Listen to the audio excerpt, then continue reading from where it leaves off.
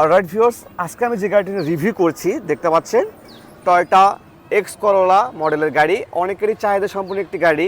আর গাড়িটার আপনারা আউটলুকিংটা দেখছেন, গাড়িটার আউটলুকিং কিন্তু এক কথায় অসাধারণ।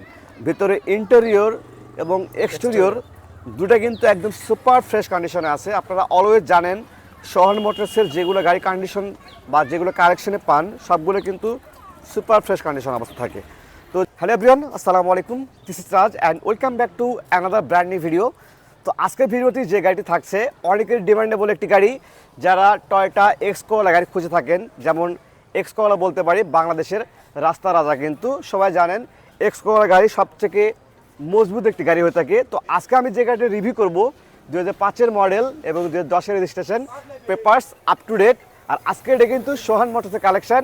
আর এই সোহান মোটরসে আপনাদের আসতে হবে বগুড়া সদর মাটিদালি বিমান মোড়ের উপজেলার ঠিক অপোজিটেই। কথা না বাড়িয়ে গাড়ি কন্ডিশন সম্পর্কে এবং গাড়িটা কী অবস্থা আছে বিস্তারিত জেনে নিব।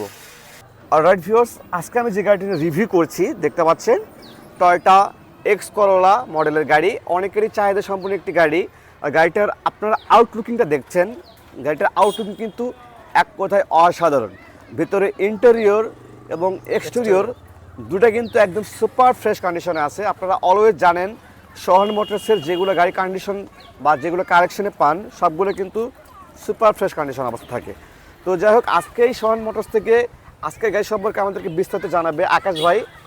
আকাশ ভাইয়ের সাথে কথা বলে বিস্তারিত জানবো। তো আকাশ ভাই কেমন আছেন? জি ভাই, আলহামদুলিল্লাহ ভালো। ভালো আছেন না? হ্যাঁ। তো আজকে যে গাড়িটা দেখতে পাচ্ছি ভাই এক্স করোলা, গাড়িটার কন্ডিশনটা কি অবস্থায়? গুড কন্ডিশন ভাইয়া। Good condition.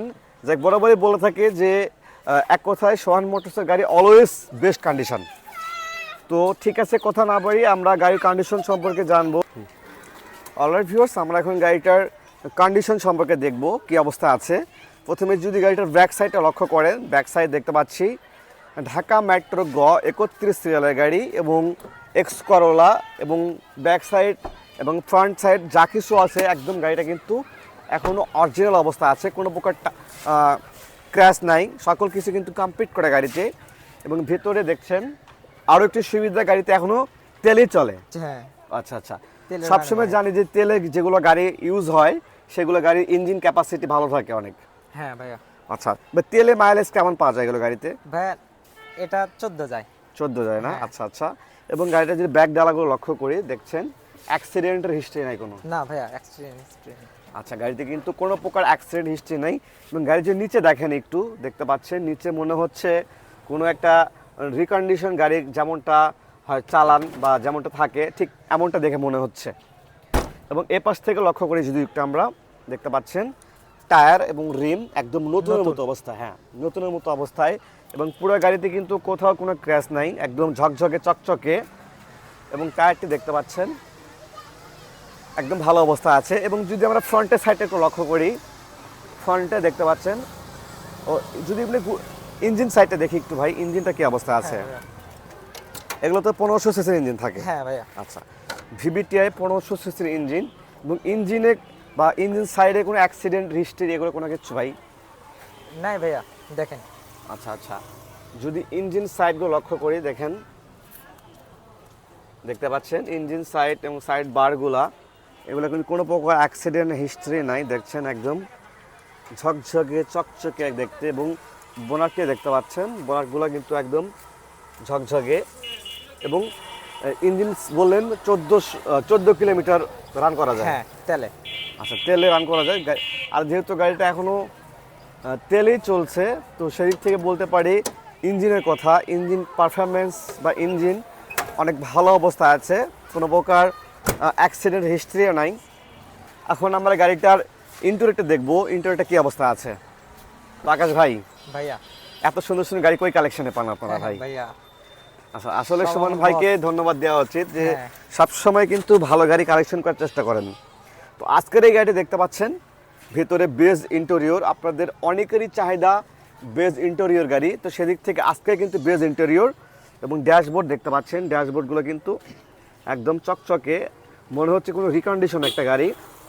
এবং gear box, AC switch push auto, আচ্ছা এসি সুইচ পুশ কন্ট্রোল এবং ডিভিডি প্লেয়ার এগুলো কিন্তু ভালো আছে।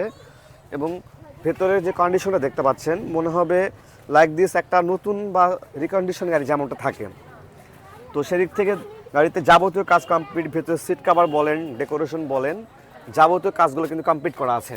হ্যাঁ। আচ্ছা, গাড়ি আশা করি কেনার পরে কোনো কাজ করতে হবে না তো? কোনো কাজ করতে হবে না ভাইয়া। আচ্ছা আচ্ছা, খালি ওকে। কিনবে যে চালাবে। আচ্ছা ওকে, এরপর ডোরটা দেখতে পাচ্ছি, ডোরগুলো দেখেন কেমন ফ্রেশ, এগুলো তো অরিজিনালটাই আছে এখন। হ্যাঁ ভাইয়া, অরিজিনাল, সব আচ্ছা। অরিজিনাল। এবং এই পাশ থেকে লক্ষ্য করে দেখতে পাচ্ছেন ডোরগুলো কেমন ফ্রেশ, ওকে। এবং ভেতরে সিট কভার, ডেকোরেশন, যাবতীয় কাজগুলো কমপ্লিট। এবং যদি সাইড বারগুলো একটু লক্ষ্য করেন, সাইডগুলো একটু অ্যাক্সিডেন্টের কোনো প্রকার হিস্ট্রি নাই। এবং টায়ারগুলো দেখলে ভাববেন যে ব্র্যান্ড নিউ টায়ার লাগানো। হ্যাঁ, নিউ টায়ার ভাইয়া। আচ্ছা, এবং এইগুলো একটু ভালো করে লক্ষ্য করেন, দেখছেন যে ডোরগুলো কিন্তু কোনো প্রকার অ্যাক্সিডেন্ট হিস্ট্রি নাই। তো আকাশ ভাই, ভাইয়া 5-এর মডেল, 10-এর রেজিস্ট্রেশন, রেজিস্ট্রেশন, হ্যাঁ, পেপারস আপ টু ডেট। তো এই অবস্থায় প্রাইস কেমন আছে ভাই? ভাইয়া এটা আমাদের আস্কিং প্রাইস 12,50,000 টাকা। 12,50,000 50,000 টাকা চাওয়া দাম ভাই? হ্যাঁ। আচ্ছা আচ্ছা, এরপরে যদি আমাদের রেফারেন্স আসে কোনো ডিসকাউন্ট থাকবে না হ্যাঁ, ভাই? অবশ্যই পাবে। ও আচ্ছা আচ্ছা, ঠিক আছে। তো ভিউয়ার্স, আশা করি যাদের এক্স করোলার গাড়ির প্রয়োজন, 5-এর মডেল, সিলভার কালার এবং বেজ ইন্টেরিয়র, তারা সোহান মোটরস ভিজিট করে দেখতে পারেন। এই সোহান মোটরসের লোকেশন বগুড়া সদর মাটিডালি বিমান মোড় উপজেলার ঠিক অপোজিটে সোহান মোটরসের অবস্থান।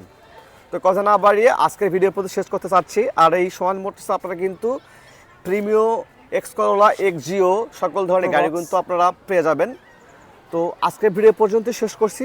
সব ভালো থাকবেন, সুস্থ থাকবেন, আল্লাহ হাফেজ।